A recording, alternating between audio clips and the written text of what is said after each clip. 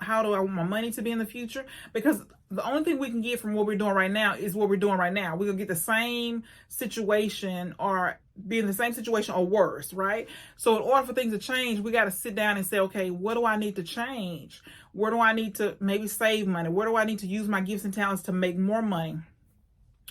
Or, when you sit down and you ask yourself, what am I ignoring? Sometimes we got to go to therapy. Sometimes we got to have a smart friend. And I mean, when I say smart, I just mean somebody who can be honest, somebody who can tell us the truth, the hard truth, somebody who we can accept the feedback from. And a therapist, they're a crucial third party that they don't have anything to gain. They're getting paid, but they don't have anything to gain to tell us the truth, so they're more likely to tell us, be objective.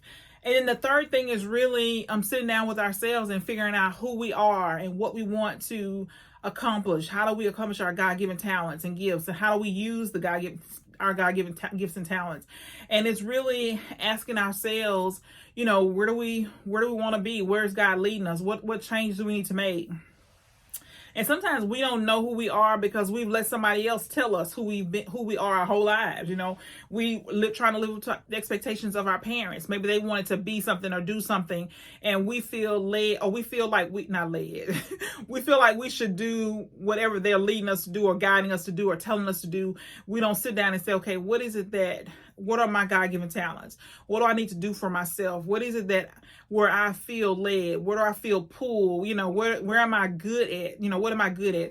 And so, just sitting down, having these conversations with yourself really can change all of our lives, right? It's too often we don't take the time to figure out what we need to do for the future. We're so caught up in comparing ourselves to other people, trying to be something that we're not, until we miss out on where we could be, where we were, destined to be. So just some things to be thinking about is these 3 conversations could change your life. So think about these things. Think about, what's one conversation you can have with yourself this week, and then, sit down and do it. Have the conversation. You can write it in your journal in a conversation format. You can write in your journal just your notes on what you think, what you believe, kind of where you see yourself and where you want to be.